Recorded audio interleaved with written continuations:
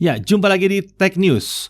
Vivo V21 series segera meluncur di Indonesia.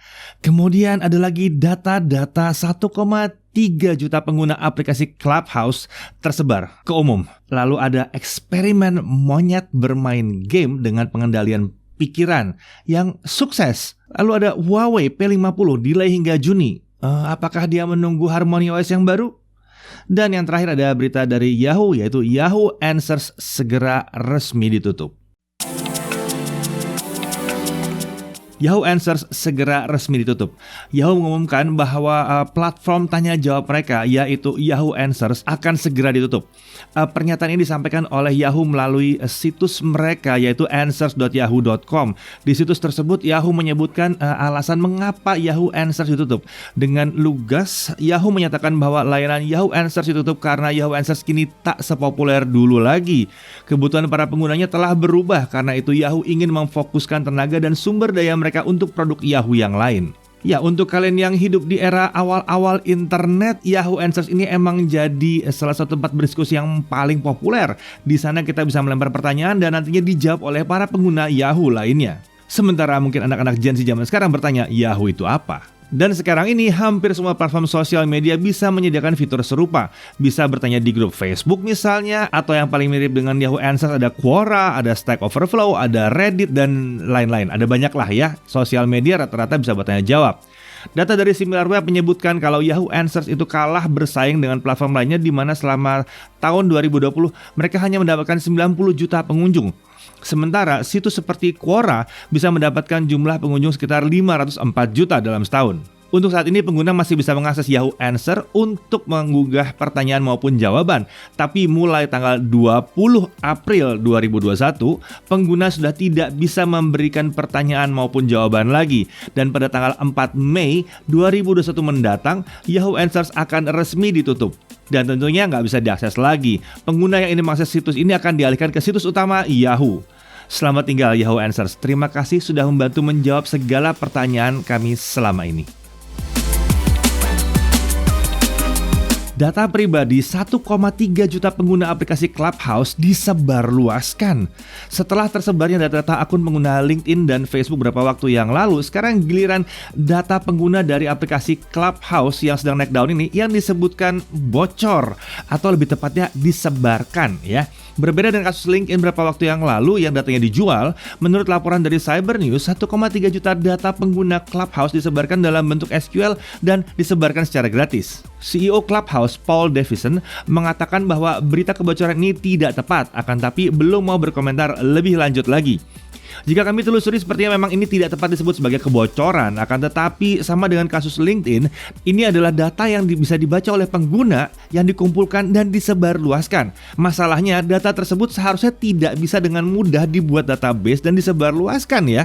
Coba deh, kalian lakukan secara manual, memperoleh 1,3 juta data itu nyaris nggak mungkin dalam jangka waktu yang singkat. Nah, yang diketahui bahwa data pengguna yang disebarluaskan adalah data user ID, nama pengguna, URL foto profil, username, nama profil Twitter, nama profil Instagram, jumlah follower di Clubhouse, jumlah orang yang di-follow oleh si pengguna, tanggal akun tersebut diregistrasi di Clubhouse, dan nama pengguna yang mengundang ke Clubhouse. Untungnya data penting seperti password, email, data pribadi, dan sensitif lainnya tuh tidak terekspos. Lalu kalau nggak ada data sensitif atau pribadi yang bocor, kenapa kita harus peduli?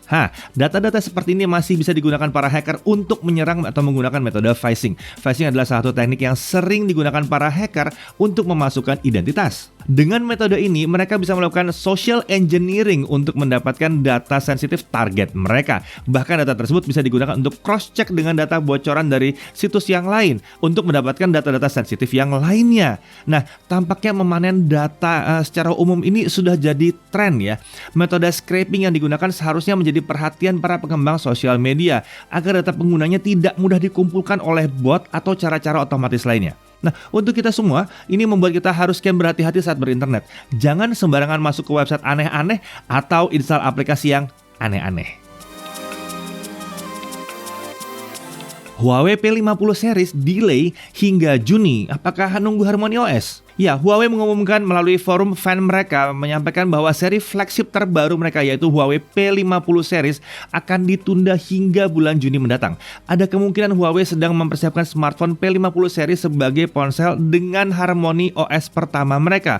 Hal tersebut diperkuat oleh pernyataan dari Dr. Wang Chenglu selaku President of Consumer Business Group di Huawei yang menyebutkan bahwa rencana Huawei di tahun 2021 ini untuk lini bisnis mobile akan ada banyak produk yang berganti dari sistem operasi Android ke Harmony OS. Ia juga mengungkap bahwa Huawei berharap akan bisa mengapalkan 300 juta unit perangkap mobile dengan sistem operasi Harmony OS hingga akhir tahun 2021 mendatang. Selain Huawei P50 series, produk lainnya yang diharapkan segera hadir menggunakan Harmony OS adalah tablet Huawei MatePad Pro 2. Kedua produk ini kemungkinan akan diluncurkan secara bersamaan di bulan Juni mendatang. Huawei juga menyarankan ke Honor yang kali ini sudah menjadi perusahaan terpisah untuk beralih menggunakan Harmony OS. Beberapa produk Honor saat ini memang masih menggunakan UI yang berasal dari teknologi Huawei. Jadi ya pindah ke Harmony OS kenapa enggak? Akan tapi ada gosip bahwa Harmony OS ini kabarnya hanya bisa berjalan di high silicon Kirin chipset. Ini artinya produk dengan chip lain seperti Qualcomm atau MediaTek akan sulit berjalan di atas OS ini. Apakah itu benar? Kita belum tahu. Huawei sendiri sebenarnya sudah menghadirkan beberapa perangkat seperti P40, Mate 30, dan MatePad Pro yang versi Harmony OS. Tapi produk tersebut hanya tersedia di pasar China saja. Dengan Harmony OS 2.0 yang segera hadir, Huawei itu harusnya siap untuk memasarkannya secara global. Jadi nggak sabar ini mau nyobain Harmony OS yang baru ya. Akan menarik kalau bisa tetap di sideload dengan APK Android seperti OS Chrome dan OS BlackBerry yang terakhir. Ya, kan harusnya ini mirip aja dengan OS berbasis Linux yang lain seperti Android, Red Hat, distribusi Linux yang lain ya, stabil. Tapi ya memang akan jadi mirip-mirip semua, dasarnya kan sama-sama Linux ya. Vivo V21 5G segera meluncur di Indonesia. Setelah merilis Vivo X60 series, Vivo kabarnya akan segera merilis produk terbaru mereka yang lain yaitu adalah V21 series. Salah satunya adalah V21 5G yang telah muncul di situs Postel dan TKDN Indonesia. Vivo V21 5G tentunya akan menjadi penerus dari seri sebelumnya yaitu Vivo V20. Sesuai dengan namanya, perangkat ini akan hadir dengan teknologi 5G. Berbeda dengan seri V20 yang masih pakai 4G. Belum ada informasi mengenai spesifikasi yang akan diusung oleh perangkat ini, tapi membandingkan dengan seri sebelumnya yang V20, kemungkinan dia akan pakai Snapdragon seri 700. Apalagi V-series ini kelasnya memang berada di bawah Vivo X series yang pakai Snapdragon 800-an. Dengan konektivitas 5G yang diusung ya kemungkinan besar SoC-nya adalah 765G atau 780G yang baru. Tapi tidak ada yang tidak mungkin, bisa aja dia pakai MediaTek yang 5G, bisa jadi. Untuk spesifikasi lainnya, smartphone ini diperkirakan akan menggunakan kamera utama 64 megapiksel, ultrawide 8 megapiksel, sensor depth mungkin juga ada di situ, dan semoga kamera selfie 44 megapiksel juga masih ada seperti pendahulunya. Kamera ini kami suka sekali. Mau tahu kenapa? Cek video reviewnya ya. Nah, selain itu ada kemungkinan Vivo juga menghadirkan model lain dari seri V21 ini.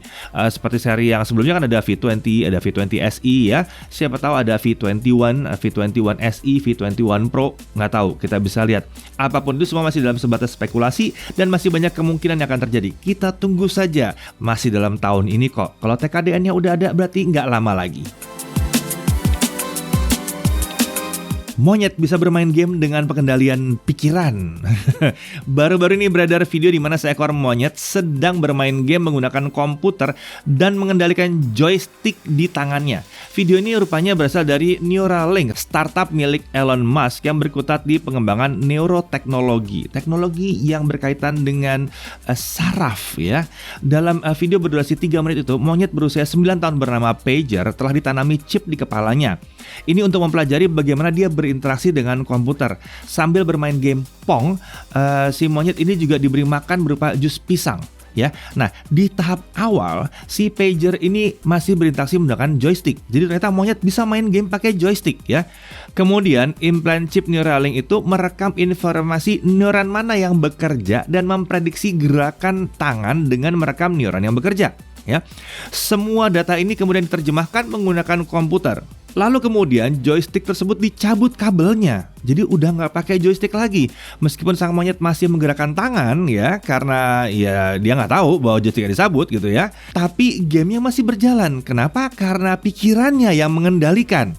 Jadi monyet ini bisa menggunakan imajinasi dan pikirannya yang dikirimkan ke komputer melalui Neuralinks, kemudian diterjemahkan oleh komputer untuk diteruskan gerakannya ke dalam game yang dilihatnya. Intinya dia berpikir gamenya bergerak. Ya, Elon Musk juga membagikan video ini melalui akun Twitternya. Di sana ia menyebutkan kalau tujuan eksperimen ini yaitu untuk menciptakan teknologi yang diharapkan dapat membantu saudara-saudara kita, ya manusia, yang memiliki disabilitas agar bisa beraktivitas. Pada versi awal, chip ini akan membantu mereka yang memiliki disabilitas untuk mengendalikan perangkat seperti smartphone dengan hanya menggunakan pikiran saja, cuma dipikir aja, gitu bisa. Untuk pengembangan berikutnya, rencananya chip Neuralink ini akan bisa mengirim sinyal dari chip Neuralinks di otak ke chip Neuralinks di klaster motorik atau sensorik tubuh, sehingga memungkinkan tunadaksa untuk berjalan atau beraktivitas seperti layaknya kita yang normal. Dan masih ada banyak lagi kemungkinan implementasi lainnya. Indahnya teknologi ya. Oke, demikianlah Tech News kali ini. Sampai jumpa lagi di Tech News berikutnya. Saya Dirvan, jaga TV.